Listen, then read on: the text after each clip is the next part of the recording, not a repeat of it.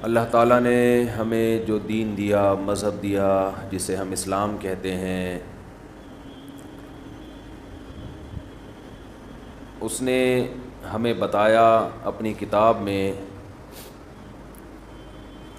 کہ اللہ یہ چاہتے ہیں کہ انسان کا اللہ سے تعلق قائم رہے، اللہ سے محبت رہے، اس کو تعلق رہے۔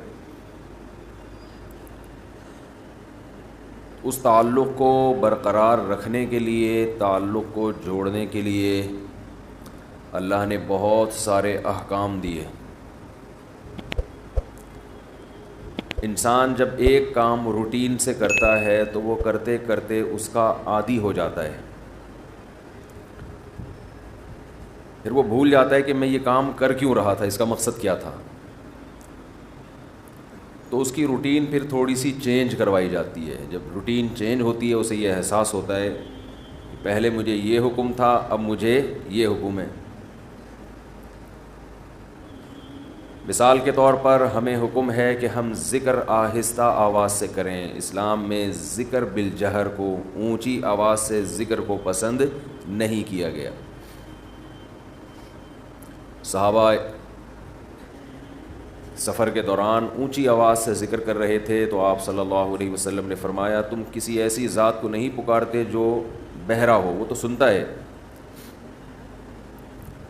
لیکن ہم دیکھتے ہیں کہ بقرعید کے دنوں میں، ایام تشریق میں، نمازوں کے بعد بلند آواز سے تکبیر کہلوائی جاتی ہے، اللہ اکبر اللہ اکبر لا الہ الا اللہ اللہ اکبر وللہ الحمد۔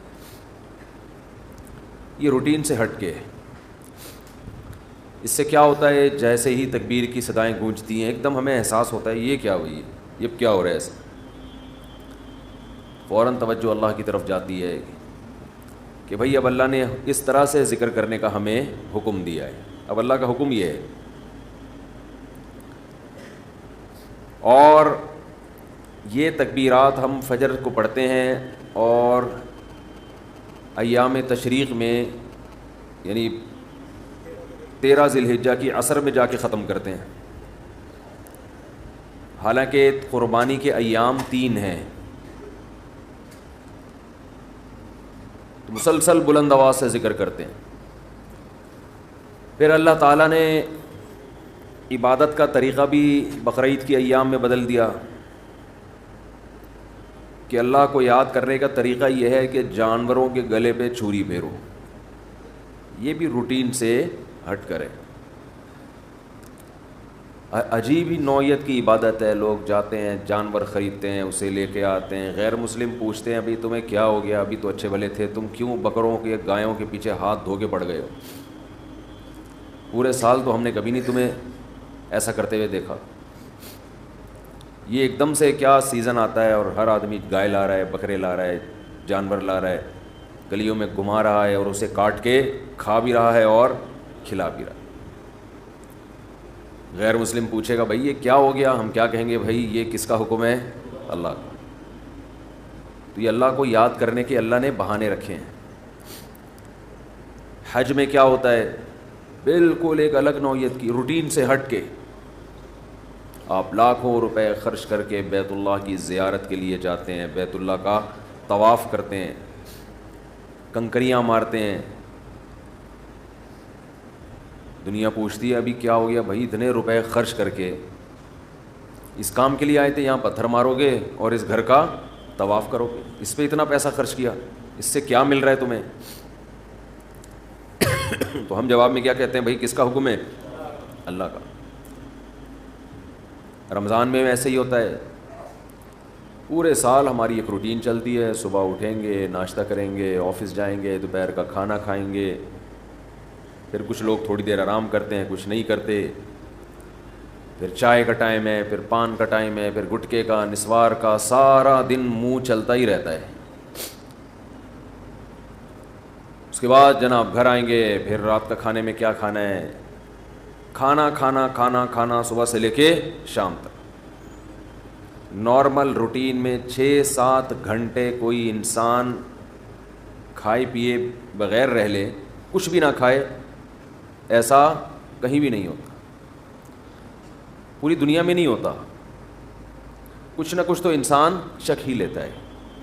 بھائی 6 گھنٹے سے کچھ نہیں کھایا, چلو تھوڑی سی چینی اٹھا کے منہ میں رکھ لو, چلو 2 گھونٹ پانی کے ہی پی لو, ایسا ہی ہوتا ہے نا.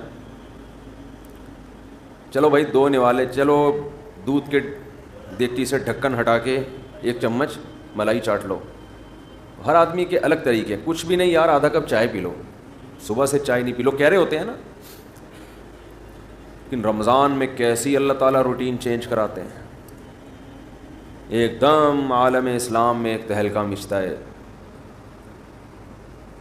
سحری تقریباً صبح 5 بجے بند ہو رہی ہے, تقریباً, اوپر نیچے, ایسا نہ ہو آپ ساری دنیا میں 5 بجے تک کھاتے رہیں بیٹھ کے, مثال دے رہا ہوں. تو 5 بجے کے بعد 6, 7, 8, 9, 10, 11, دوپہر 11 بجے 6 گھنٹے ہو گئے, آپ نے نہ کچھ کھایا اور نہ پیا. چلو 6 گھنٹے, 12, 1 بج گیا اور 8 گھنٹے ہو گئے. نارمل دنوں میں ایسا نہیں ہوتا کہ 8 گھنٹے تک ایک نوالا بھی آپ نہ چکھیں. کوئی غیر مسلم آپ کے ساتھ ہو تو وہ کہے گا شاید اب یہ کھا لے گا کچھ. 8 گھنٹے, 1 بجے تک کتنا ٹائم ہوتا ہے, 8 گھنٹے ہو گئے, شاید اب یہ کچھ 2 نوالے کھا لے. پھر وہ آپ کو دیکھ رہا ہے, بھائی ابھی بھی نہیں کھا رہا ہے. ویسے تو جائیدادیں کھا جاتا تھا, ہے بھائی, جو چیز کھانے کی نہیں بھی ہوتی تھی وہ بھی کھاتا تھا, اور اب پتہ نہیں کیا ہو گیا اس کو. 1 بجے کے بعد پھر 2 بجے, 3, 4, شام 5 بج گئے اور 12 گھنٹے ہو گئے. وہ حیران ہوگا یار ابھی بھی نہیں کھایا اس نے. پھر 6 بجے, پھر 7 جب بجے ہیں تو 14 گھنٹے ہو گئے. ہو سکتا ہے کوئی غیر مسلم آپ کے ساتھ ہو, دیکھے کہ بھئی آج شاید اس کو کھانا نہ ملا ہو, 1 دن برداشت کر لیا اس نے, 14 گھنٹے تک نہ کھایا اور نہ پیا. شاید کچھ شوگر لیول کم کرنا چاہتا ہو, یہ کسی ڈاکٹر نے مشورہ دیا ہو کہ آج تمہاری آنتوں میں کوئی سوزش ہے, کوئی پرابلم ہے, تو 14 گھنٹے تک مت کھاؤ. اس کے بعد آپ نے کھایا, وہ الگ بات ہے, پھر ایسا کھایا کہ پولیس بھی آپ کو نہیں روک سکی. پھر کیا ہوا ہے کہ آپ سارا دن آپ نے روزہ رکھا. اس کے بعد غیر مسلم دیکھے گا کہ شاید اب ان کے مذہب میں نماز کی آج چھٹی ہوگی, کیونکہ انہوں نے نماز سے بڑھ کر محنت والا کام کر لیا ہے. لیکن وہ دیکھتا ہے کہ اب یہ عشاء کے بعد اور مزید لمبی لمبی رکعتیں پڑھنا شروع کرتے ہیں, جو پورے سال میں یہ عمل نہیں ہوتا. اِنَّهُ يَرَاكَ حِينَ تَقُومُ وَتَقَلُّبَكَ فِي السَّاجِدِينَ. اے نبی, جب آپ نماز کے لیے کھڑے ہوتے ہیں وہ اللہ آپ کو دیکھتا ہے, اور سجدہ کرنے والوں کے ساتھ الٹتا پلٹتا بھی آپ کو دیکھتا ہے اللہ. تراویح میں کیسے رکوع میں جا رہے ہیں, پھر قومہ میں جا رہے ہیں, پھر سجدے میں گر رہے ہیں, پھر سجدے سے بیٹھ رہے ہیں, پھر دوبارہ سجدے میں جا رہے ہیں, پھر کھڑے ہو رہے ہیں, پھر دوبارہ رکوع, پھر قومہ, پھر سجدہ, پھر سجدے سے. کوئی کھڑے ہو کر دیکھ رہا ہو جس نے کبھی یہ عبادت نہ دیکھی ہو تو وہ حیران ہوگا نا کہ یہ مسلمان پاگل ہو گئے ہیں, دماغ خراب ہو گیا ہے, ان کو ڈاکٹر نے ایکسرسائز کا کہا ہے, ایک ہی کام کیے چلے جا رہے ہیں, کیے چلے جا رہے ہیں, رکنے کا نام لے ہی نہیں رہے. جس نے کبھی عبادت نہ دیکھی ہو تو حیران ہوگا نا یہ کر کیا رہے ہیں. ایسا تو کسی چرچ میں نہیں ہوتا, ایسا تو کسی مندر میں نہیں ہوتا, ایسا تو کسی یہودیوں کی عبادت گاہ میں نہیں ہوتا. کتنی لمبی لمبی رکعتیں ہوتی ہیں تراویح کی. تو کوئی غیر مسلم دیکھ رہا ہو کہ آج انہوں نے یہ کام کیا 14 گھنٹے, شاید کسی ڈاکٹر نے مشورہ دیا ہو, پھر دیکھتے ہیں اگلے دن پھر اٹھائیے اسی ٹائم پہ, ہے بھائی. پھر 4:45, 5 بجے تک کھایا, اس کے بعد پھر کھانے پینے سے رک گئے. اب پھر 6 گھنٹے ہو گئے کچھ نہیں کھا رہے, 7 گھنٹے ہو گئے, اس نے سوچا 8ویں پہ شاید کھا دیں, 9 گھنٹے ہو گئے, 10 گھنٹے ہو گئے, 11 گھنٹے ہو گئے, 12 گھنٹے ہو گئے, 13 گھنٹے ہو گئے, 14 گھنٹے کے بعد جا کے پھر کھایا. تو وہ کہے گا یہ باولے ہو گئے ہیں, یہی کہے گا نا, ان کا دماغ کیا ہو گیا ہے یار. ایک دن ڈاکٹر مشورہ دیتا ہے, 2 دن دیتا ہے, پھر وہی تراویح, وہی مریخ سے آیا ہوا تھا نا کوئی جس کو پتہ نہیں تھا رمضان کا, اگلے دن دیکھا پھر وہی. ویسے تو بڑے بدماش ہیں یہ, ایک نہیں مانتے خدا کی, لیکن اب انہیں پتہ نہیں کیا ہو گیا ہے. پھر تیسرے دن, پھر چوتھے دن, پھر 5ویں دن بھی وہی روٹین, 6ٹھے دن بھی وہی روٹین. اس نے کہا اب یہ نارمل روٹین پہ آئیں گے, کل سے ان کا ناشتہ شروع.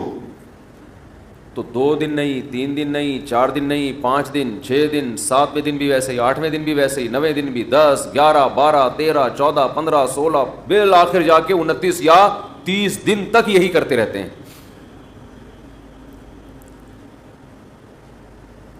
30 دن کے بعد جا کے اللہ ان کو سہولت دیتا ہے، بھائی اپنی پرانی روٹین پہ واپس آ جاؤ. یہ بھی کیا ہے، اللہ اپنے بندوں کو اپنا آپ یاد دلاتا رہتا ہے. کوئی ہم سے پوچھے گا تمہیں کیا ہو گیا، اچھے بھلے تم صبح سو کے اٹھتے تھے، ناشتہ کرتے تھے، کوئی صبح صبح نسوار لگا رہا ہے، کوئی صبح صبح پان کی طرف جا رہا ہے، کوئی گٹکے کی طرف جا رہا ہے، کوئی چائے پی رہا ہے، یہ کیا ہو گیا تمہیں؟ تو ہم جواب میں کیا کہتے ہیں، بھائی یہ کیوں کر رہے ہیں ہم، کس کا حکم ہے؟ اللہ کا حکم.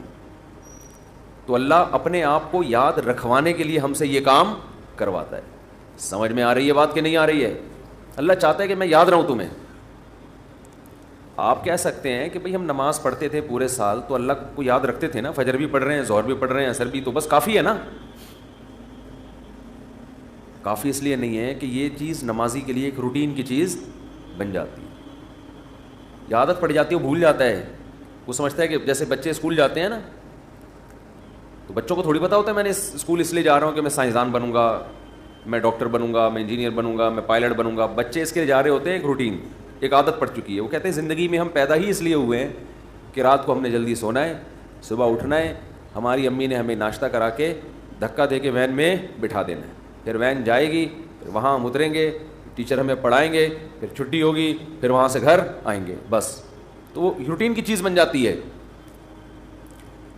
تو اللہ تعالیٰ اپنے بندوں کو اپنا آپ یعنی اللہ یاد دلانے کے لیے عبادت کی روٹین میں چینجنگ لاتے رہتے ہیں. اور دیکھیں کیا کرتے ہیں اللہ تعالیٰ، نماز قضا کرنا اسلام میں سب سے بڑا جرم، اس سے بڑا جرم اسلام میں نہیں ہے. حج میں اللہ نے کہہ دیا کہ جب میدان عرفات میں وقوف عرفہ کرو تو مغرب پڑھنے کی اجازت نہیں ہے، قضا کرو مغرب.